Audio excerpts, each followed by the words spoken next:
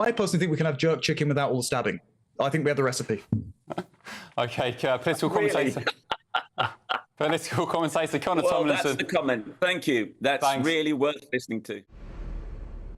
And London's Notting Hill Carnival is well underway this weekend as more than 1 million people celebrate Caribbean culture in the capital. It's billed as a bank holiday weekend of good music, good food and good vibes. But the event has been marred in controversy over recent years after widespread disorder and, indeed, a spate of stabbings. There were 10 stabbings last year, 7 in 2022, 18 in 2019, 7 in 2018 and 12 in 2017. And unfortunately, tonight, the Met Police have confirmed that at least one person has been stabbed already this weekend. 7,000 coppers are on duty for the carnival this year, a mammoth police operation that in 2023 cost the taxpayer £11 million.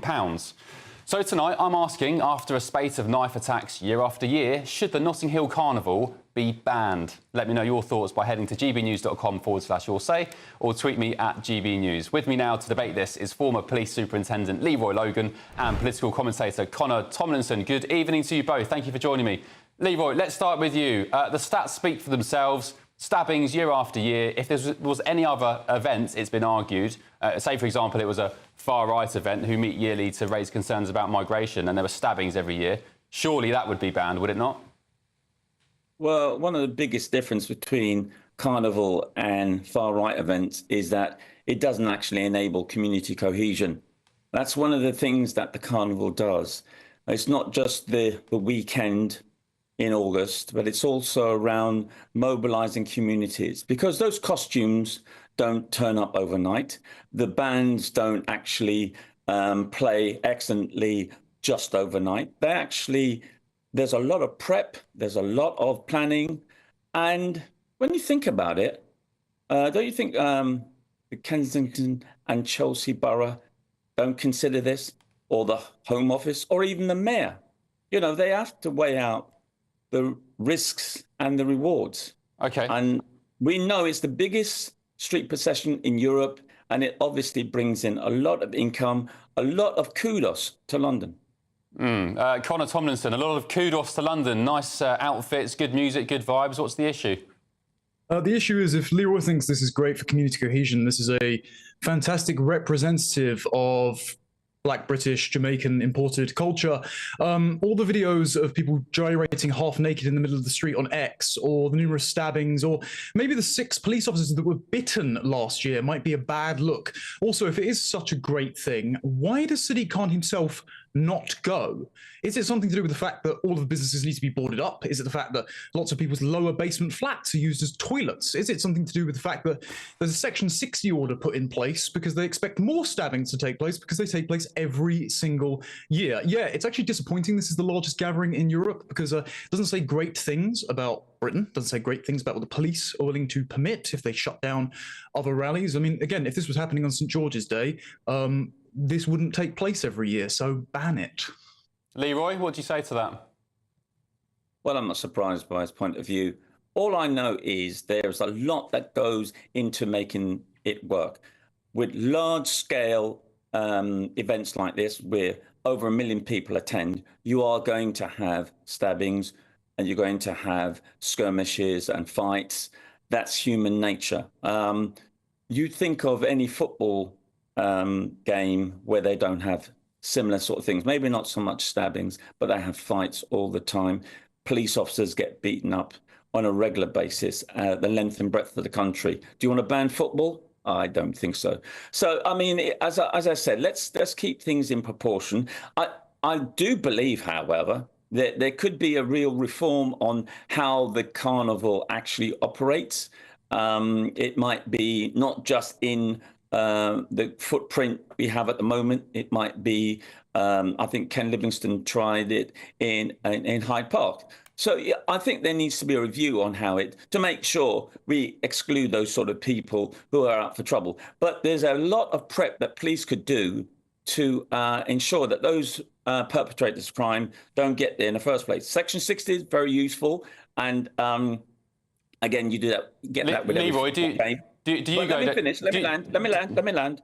I really think that the preparation work that police can do with these youngsters to ensure that on their own notice not to attend, and also to try and divert them from saying, listen, this is not a place to do your feuds and everything. I'd had to do the same thing when I was superintendent in Hackney, and we had significant results in preventing our young people attending there to turn up and create merry hell. Would you take your kids down there this year or next year, Leroy? I've done it many times. I've done it many times. My children and even my grandchildren. I wouldn't. I wouldn't take my kids down there at all. I'd rather. Yeah, because you don't really relate to it. And listen, I grew up with. I went to Carnival in the 70s when I. Why don't I relate to it, Leroy? Because I don't think you really understand the benefits of it. And it is a carnival to see people and build relationships and foster new ones. And it's a question of really understanding that it's not just a dance party. Let me it's get a a word from rejuvenation of communities to know, yes, we can have an event and it attracts millions of people. And, things can happen. All right. But it's Let me bring been Connor a in. success. Connor? Yeah, I agree with Leroy. It seems the machete fights aren't necessarily an English pastime, and I don't really think sexual assault to the benefits of diversity. Funny you say that about the football stuff, though. Didn't Sadiq Khan put a preliminary ban on gatherings ahead of the Euros because he thought there was going to be violence? Why didn't he do that here, considering there were 308 arrests last year? Again, 6 police officers bitten, police officers assaulted. I think there's 57 of them. There was police women being assaulted on video, and they couldn't really do anything because the men were much larger. Women also being sexually assaulted last year. I mean, the list just goes on and on of offences. So you're absolutely right. There is just a lack of will to police it here. We can police all sorts of other protests. We mobilise police all around the country to ensure people didn't gather during COVID. It's just that this is policed very differently because of, let's say, community sensitivity. You actually haven't been to Carnival, have you? It is heavily policed. No, because I don't want to get stabbed. I don't want to get stabbed. I actually avoided Lewisham and New Cross train station today. There's a big difference between you just observing it from afar. Leroy. I have policed it, and I know how very, very strong grip they have on it. So please don't tell me it's a double tier thing, because that doesn't hang. Connor, you've not even been to Carnival, mate. You're not allowed to comment on it. Yeah, no, I'm just saying you don't relate to it. It's quite clear. You don't have that cultural awareness. You don't have that cultural competence. So get real, people. I'm not expecting you to... I don't think a culture is very good if it results in many stabbings. And that doesn't just mean white people as well. The Sikhs manage to not kill people, and they carry swords around all the time. Listen, I am not trying to justify the violence, but I'm seeing the rewards of it keeps a lot of young people from going into more criminality, getting involved in carnival, getting involved in band practice, in costume design. There are so many spin-offs in that, and it does create income to help people to say, okay, let me go on to other things instead of the madness we see on our streets. So, as I said, Kensington and Chelsea, the mayor, the Home Secretary, look at the risk and rewards, and they don't ban it. That says something. Connor, last word to you? Yeah, the mayor also didn't ban the Palestine marches either, so I think he's not great on that one. I personally think we can have jerk chicken without all the stabbing. I think we have the recipe. OK, political commentator. Political commentator Connor Tomlinson. That's the comment. Thank you. That's really worth listening to. What's your problem with that? I mean, he's just cracking a joke, Leroy. I mean, it's a fair point as well. Really? You call that a fair point?